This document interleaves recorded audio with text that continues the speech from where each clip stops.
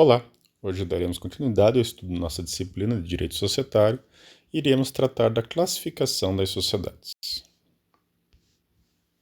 Sociedades podem ser classificadas por diversos critérios distintos e destaco aqui alguns de maior relevância prática, começando pela classificação quanto à responsabilidade dos sócios por obrigações das sociedades. Ou seja, classificação aqui diz respeito a como se dá a responsabilidade dos sócios por obrigações que a sociedade de que fizer parte não conseguir arcar. E nesse caso, podemos classificar as sociedades de três maneiras. A primeira, sociedades de responsabilidade limitada. Há um limite na responsabilidade. E nesse caso, é quando o contrato social, o ato constitutivo, restringe a responsabilidade dos sócios ao valor de suas contribuições ou à soma do capital social. Ou seja, a lei prevê, basicamente, que o sócio se obriga a uma determinada quantia e esta seria a sua responsabilidade e nada mais.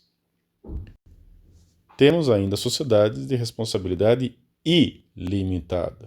Portanto, como o próprio nome dá a entender, não há limite nessa responsabilidade. Tudo o que a sociedade não conseguir arcar das suas próprias obrigações, serão os sócios responsáveis solidária e ilimitadamente. Ou seja, o credor da sociedade, buscando no patrimônio da sociedade a satisfação do seu crédito, se não conseguir, poderá buscar no patrimônio pessoal do sócio o que faltou. E ainda temos sociedades de responsabilidade mista, que, como o próprio nome dá a entender, basicamente na mesma sociedade temos sócios com responsabilidade limitada e outros de responsabilidade ilimitada. Ou seja, enquanto alguns teriam sua responsabilidade limitada a um determinado critério, a um determinado montante, outros responderiam ilimitadamente por tudo o que a sociedade não conseguisse arcar de suas próprias obrigações. Temos ainda a classificação quanto à estrutura econômica, e podemos classificar as sociedades de duas formas, quanto a essa classificação.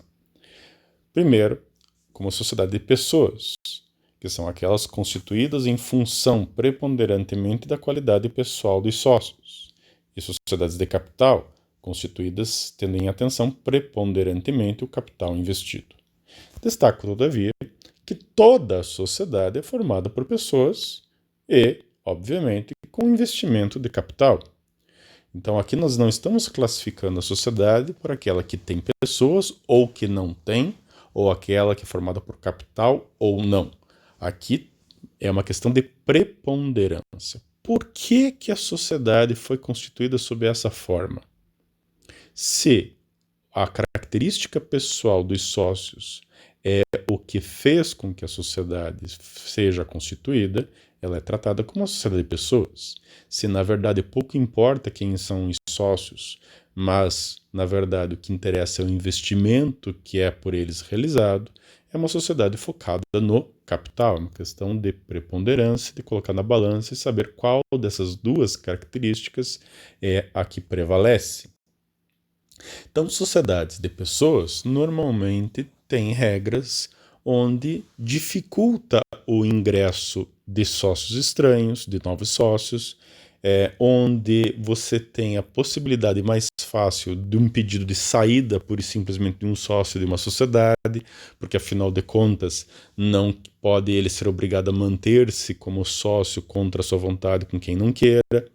Enquanto nas sociedades de capital, como a relação pessoal entre os sócios é de menor relevância, o foco está todo no investimento, a lógica é de que o ingresso ou saída de sócios pela simples alienação de sua participação seja mais fácil. Afinal de contas, não me importa quem seja o sócio. Então, se um quiser vender a sua participação para um completo estranho, não teria muito por que os demais sócios quererem se insurgir contra isso, porque esta foi a lógica para a criação dessa sociedade. Alguns autores ainda criam uma classificação terciária, que seriam sociedades mistas ou indeterminadas quanto à estrutura econômica. Coloco aqui um ponto de interrogação, porque, com o devido respeito, eu não concordo com essa terceira via. Por quê? Quando você fala em mista, dá a entender que seriam as duas situações simultaneamente, de pessoas e de capital. E, com o devido respeito, como vimos, as sociedades são formadas por pessoas e por capital, toda e qualquer sociedade. Então, aqui nós estamos tratando de uma questão de preponderância, do porquê que foi constituída aquela sociedade daquela forma, em função dos sujeitos ou em razão do investimento que eles farão. E nesse caso, obviamente que sendo uma questão de preponderância, não tem como preponderantemente ser de pessoa e de capital simultaneamente. Portanto, a expressão mista, a meu ver, não é a mais adequada. Outros ainda chamam de indeterminada. E aqui focaria especificamente na sociedade limitada, o tipo societário limitado, em que alguns defendem que poderia ela ser de pessoas ou de capital, a depender do caso concreto, podendo o contrato dar uma maior ênfase na situação onde o foco são os sujeitos, ou o contrato poderia dar mais ênfase ao capital, ao investimento feito, dando maior liberdade, portanto, para a transferência de participação societária. Apesar de indeterminado ser mais adequado no caso concreto, ainda entendo que não é uma terceira classificação, porque esta defenderia apenas que, no caso concreto, poderíamos classificar a sociedade entre de pessoas ou ainda de capital, e, portanto, continuaria apenas duas classificações. Quanto à personificação, as sociedades podem ser personificadas ou não personificadas. Ou seja, aqui esta classificação trata da seguinte ideia: uma vez constituída, criada a sociedade, haverá a criação de uma pessoa jurídica distinta dos sócios, distinta dos seus membros? Nem sempre. Existem sociedades personificadas. Todas estas, uma vez devidamente criadas, constituídas nos termos da lei, darão origem a uma pessoa jurídica. Todavia, temos sociedades onde a lei não prevê a criação de uma pessoa jurídica, mesmo que se siga o procedimento, a lógica prevista na lei. Como exemplos de sociedades personificadas, temos o tipo societário, sociedade simples, o tipo societário, sociedade em nome coletivo, a sociedade em comandita simples, a sociedade limitada, a sociedade anônima, a comandita por ações e a sociedade cooperativa. Todas essas detêm personalidade jurídica. Todavia, nós temos ainda a sociedade em comum, a antiga sociedade de fato ou ainda a sociedade irregular, que não deixa de ser sociedade e não é personificada. E temos ainda a sociedade em conta de participação, que não é irregular, é uma sociedade formalmente prevista na lei e que, mesmo estando prevista na lei, suas regras não dão origem ao nascimento de uma pessoa jurídica e, como tal, ela é tratada como não personificada. No artigo 985 do Código Civil Brasileiro, há a seguinte previsão: a sociedade adquire personalidade jurídica com a inscrição no registro próprio e na forma da lei dos seus atos constitutivos. Ou seja, as sociedades personificadas, todas elas exigem registro no órgão competente. Se a empresária for a junta comercial, como já estudamos. E uma vez que seja registrada, então nasce a pessoa jurídica. De nada adianta, por exemplo, eu elaborar um contrato social de uma sociedade limitada e este contrato, apesar de devidamente assinado pelos sócios, não ser levado a registro perante o órgão competente. Neste caso, não há uma sociedade limitada, porque não houve o atendimento desse requisito essencial para a criação dessa pessoa jurídica, que é o registro.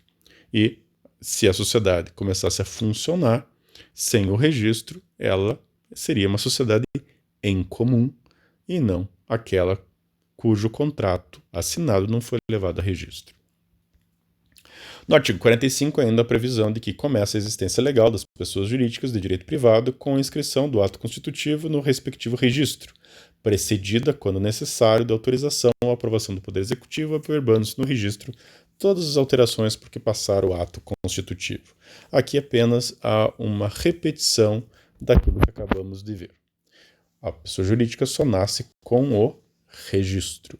E aqui se complementa de que, caso haja qualquer alteração daquelas regras originais, essa alteração deverá ser também formalizada e levada a registro perante o órgão competente. Exemplo: imaginemos que criamos uma sociedade e definimos como seu endereço um determinado local. Durante o exercício da atividade, a sociedade muda-se e, portanto, aquele endereço originalmente previsto no documento de constituição da sociedade não mais corresponde à realidade.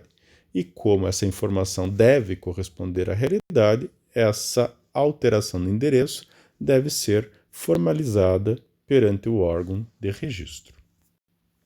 Parágrafo único. Decai em 3 anos o direito de anular a constituição das pessoas jurídicas de direito privado por defeito do ato respectivo, contado o prazo da publicação de sua inscrição no registro.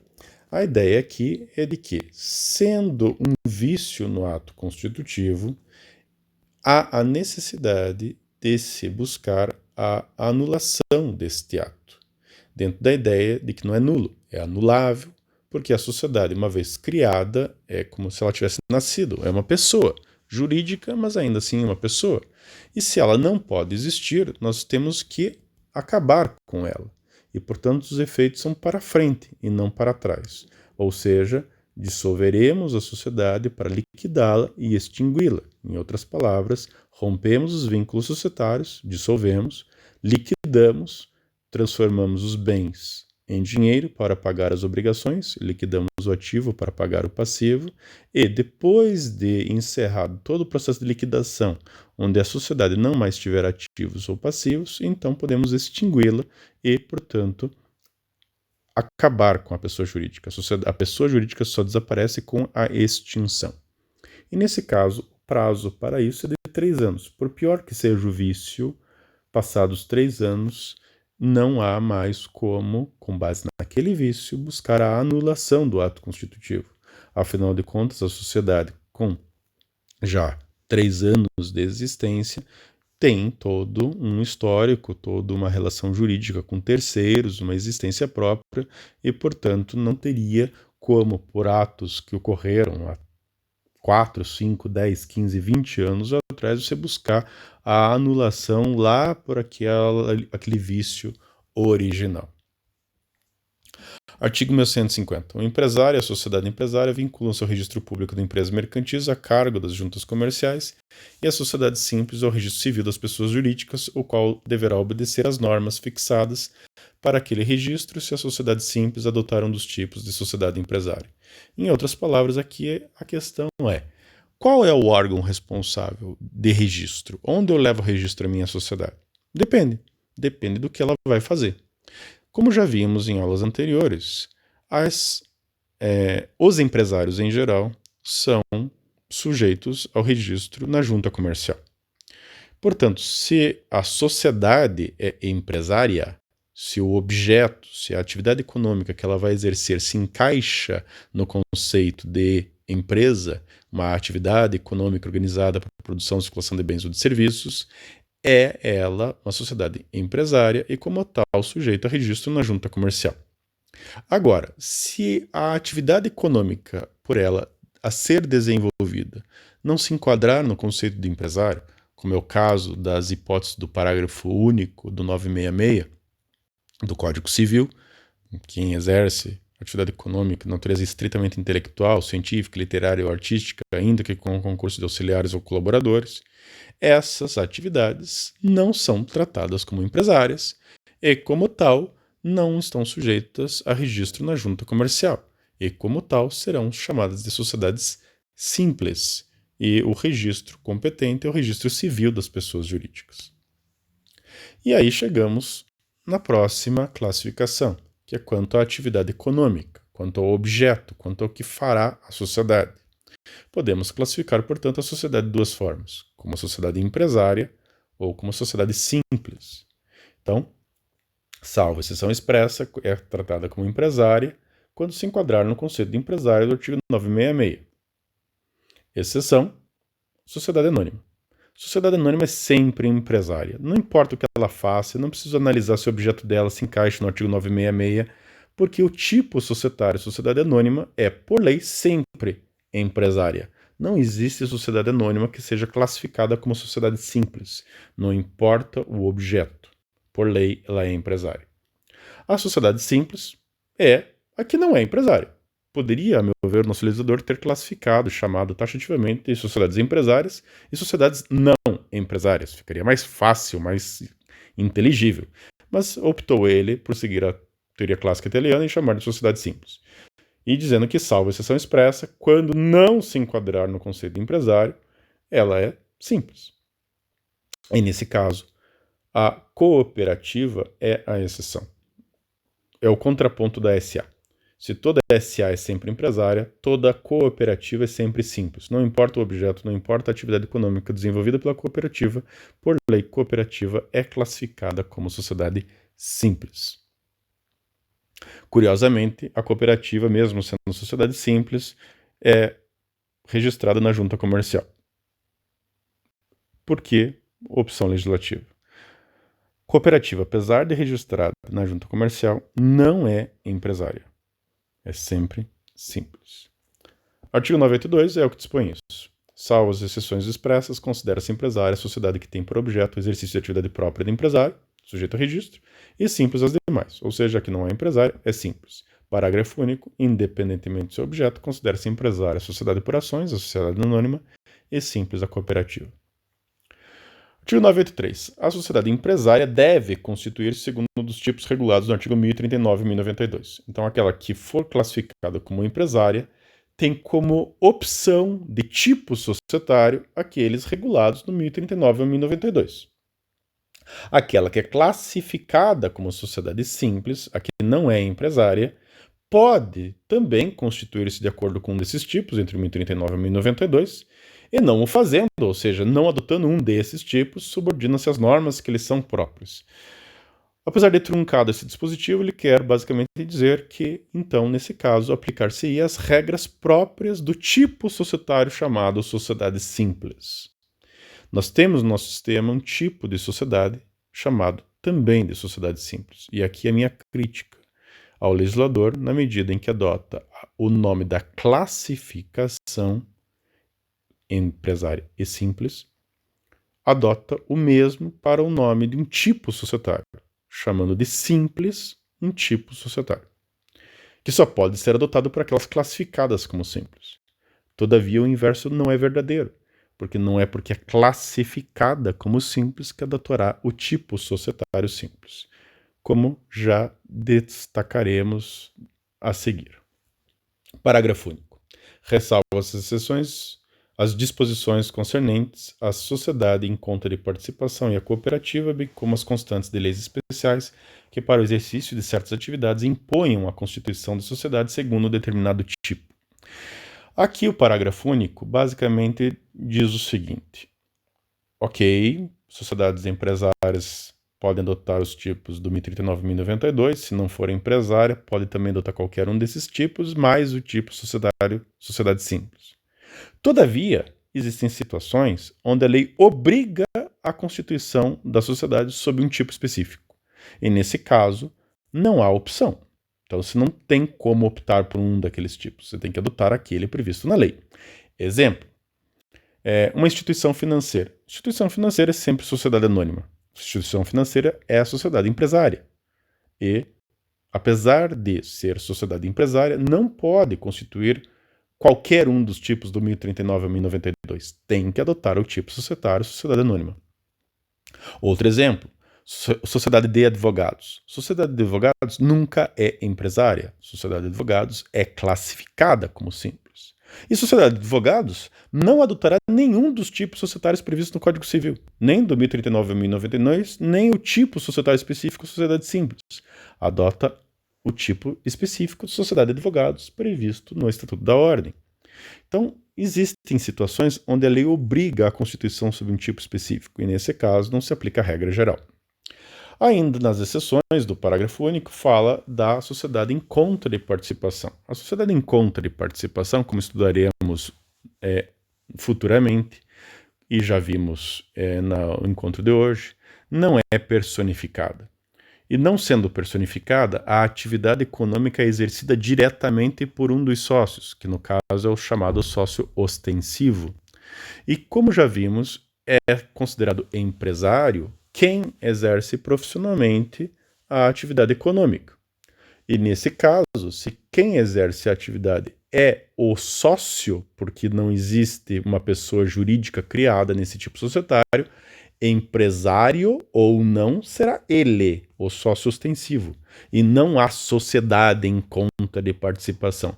Por isso que a sociedade em conta de participação não é classificada entre empresário ou simples, porque no caso não é ela, a sociedade, que exerce a atividade, mas apenas e tão somente o sócio ostensivo, que dela faz parte. E por fim, a cooperativa, porque na verdade a cooperativa não conseguiu ser abrangida pelo disposto no caput.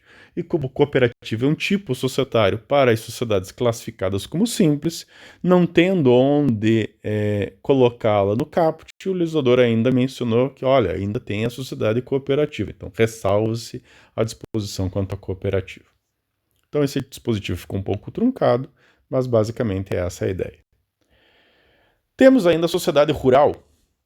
Já estudamos a figura do empresário rural, pessoa física, e que, naquela oportunidade, destacamos que o empresário, pessoa física, que tenha por objeto o exercício de uma atividade rural, tem a opção de registrar-se na junta comercial ou não. E, nesse caso, uma vez registrado, será ele tratado como empresário para todos os efeitos legais. Ao não se registrar, ele não será considerado irregular, simplesmente não será tratado como empresário para nenhum efeito legal. Então, para o empresário rural, pessoa física, o registro tem natureza constitutiva, porque só o registro que lhe faz empresário. Não se registrando, não o é. Mas imaginemos uma sociedade que tenha por objeto também a produção rural. É exatamente a mesma coisa que faria o empresário rural pessoa física. Nesse caso, naturalmente, a lógica deveria ser a mesma. Se o empresário pessoa física rural tem a opção de se registrar na junta comercial ou não, a sociedade que tenha por objeto o exercício de atividade própria de empresário rural também deveria ter a mesma opção. E é o que dispõe o artigo 984. E, nesse caso, a única peculiaridade é que, sendo uma sociedade personificada, o registro não é facultativo. O registro é necessário para criar a pessoa jurídica. O que é facultativo é o registro na junta comercial. Ou seja, você pode optar entre registrar na junta comercial, e se o fizer, será considerado uma sociedade empresária, ou pode optar por registrar no registro civil de pessoas jurídicas, e nesse caso será classificado como uma sociedade simples. E essa opção não é eterna. Uma vez registrada na junta comercial, ela é empresária, mas se porventura esta sociedade mudar de ideia e não quiser mais ter o tratamento próprio de sociedade empresária, poderá buscar a sua transformação em sociedade simples e, nesse caso, levará a registro essa transformação na junta comercial e, a partir daí, passará a ser o registro civil responsável pelo registro da sociedade.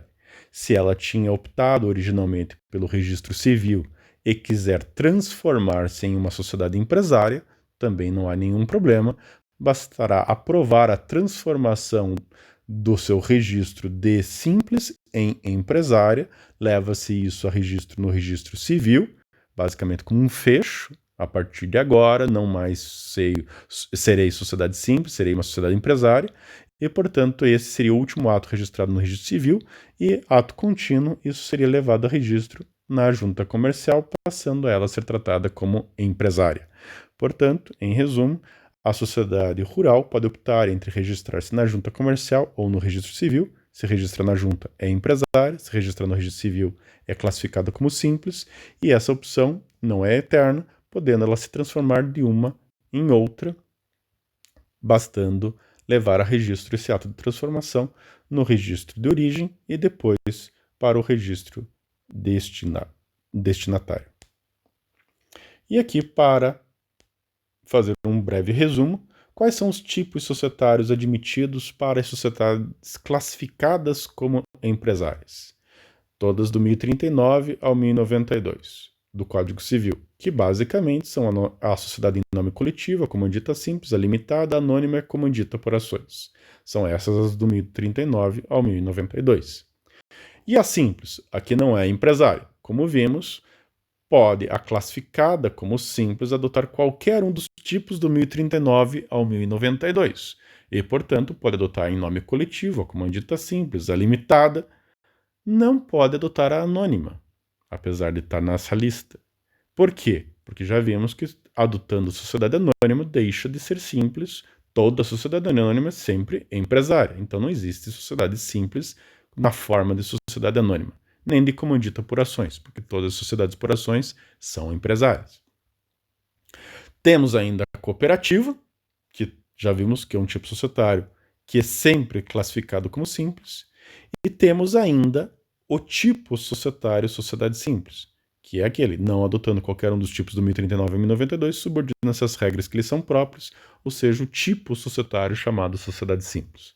Logo, o tipo societário sociedade simples só pode ser adotado por aquelas classificadas como não empresárias, ou seja, simples. Todavia, a sociedade classificada como simples, ou seja, a que não é empresária, não obrigatoriamente vai adotar o tipo societário simples. Poderá adotar a em nome coletivo, a comandita simples, a limitada ou a cooperativa. Estas são as opções de tipo societário que podem ser adotadas. Por hoje é só. Obrigado.